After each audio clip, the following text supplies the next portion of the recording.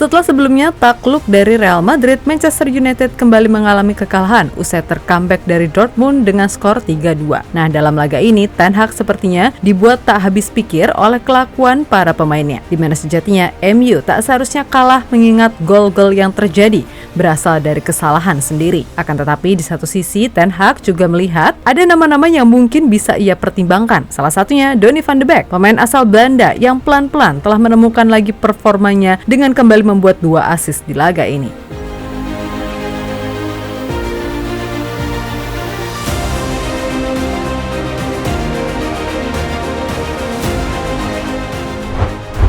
Manchester United memang sepertinya harus melakukan perombakan besar-besaran di dalam skuadnya. Meskipun itu mustahil dilakukan dalam waktu dekat ini, paling manajemen ini tahu pemain mana yang emang nggak punya level untuk membawa MU ke top perform. Nah, di laga melawan Borussia Dortmund, Setan Merah harus kembali menelan kekalahan dengan skor 3-2. Sempat unggul lebih dulu, namun di akhir laga, anak asuh Erik ten Hag mesti tertunduk lesu. Memang ini baru pramusim, tapi 2 kali kalah beruntun dengan cara yang tidak benar, jelas menunjukkan kalau masih banyak hal yang mesti dievaluasi.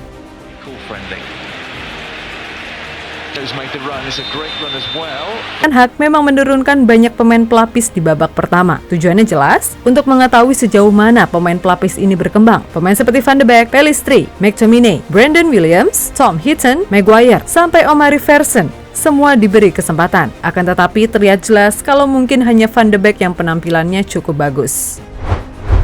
Yap, Van de Beek yang kita tahu sangat sulit nyetel dengan gaya main MU, pelan-pelan mulai kembali menemukan lagi formnya, terutama pasca cedera. Setelah di laga comebacknya melawan Lyon, ia berhasil mencetak gol. Kali ini di laga melawan Dortmund, pemain Belanda itu mampu mengemas 2 assist. Memang pemain seperti Van de Beek ini harus benar-benar mendapat pelatih yang tahu kapasitasnya. Ia adalah pemain yang mengutamakan visi dan sangat bermain simpel, di mana Van de Beek selalu bergerak mengisi ruang kosong. Hal itulah yang dirasa tak cocok dengan para pemain MU, khususnya di era sebelumnya yang lebih banyak bermain memanfaatkan skill dan banyak dribble. Dan Ten Hag yang tahu betul bagaimana Van de Beek sebisa mungkin untuk mengembalikannya ke levelnya lagi. Ya, kalaupun Van de Beek harus angkat kaki, paling tidak ia masih punya value tinggi agar kepercayaan dirinya tak luntur. Namun melihat bagaimana peningkatan yang ia tunjukkan, Van de Beek ini layak loh sebenarnya diberi kesempatan sekali lagi.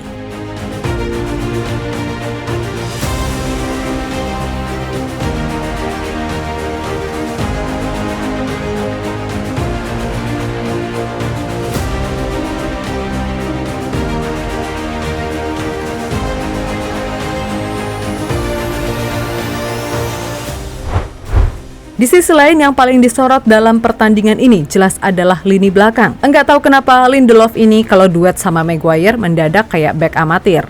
Dan kesalahan di akhir babak pertama hingga menghasilkan gol kedua Dortmund jelas adalah bukti.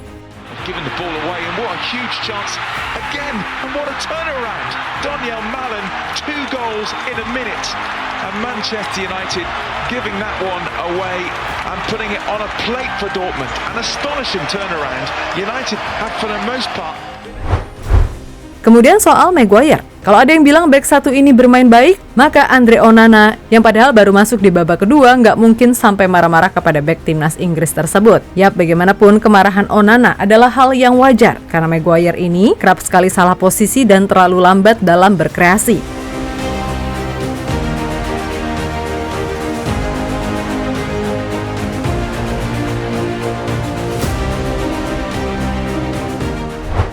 Ya, melihat bagaimana masih banyak sekali pemain MU yang terkesan mediocre, maka Ten Hag pun diyakini bakal menggembleng para pemain dengan lebih keras. Hal yang wajar melihat bagaimana mudahnya para pemain Setan Merah melakukan blunder, jelas membuat sang menir ngamuk. Ia menuntut agar pemain bisa menaikkan levelnya, dan jika tidak, ya udah siap-siap aja ditendang keluar. Kami belum berada di tempat yang kami inginkan, dan kami harus meningkatkan standar, jadi kami harus naik ke level berikutnya. Anda selalu belajar, dan saya pikir sepak bola Inggris terus berevolusi, dan saya pikir Anda bisa melihat saat ini Liga semakin kuat. Jika Anda membandingkannya dengan 3-4 tahun yang lalu, hal itu memang benar adanya. Kami harus menemukan para pemain, atau kami harus meningkatkan level dari para pemain yang ada di sana. Saya pikir banyak pemain yang berkembang selama musim lalu. Harapan saya adalah bahwa kami akan membuat langkah lain untuk meningkatkan level para pemain. Ucap Ten Hag dilansir dari Manchester Evening News.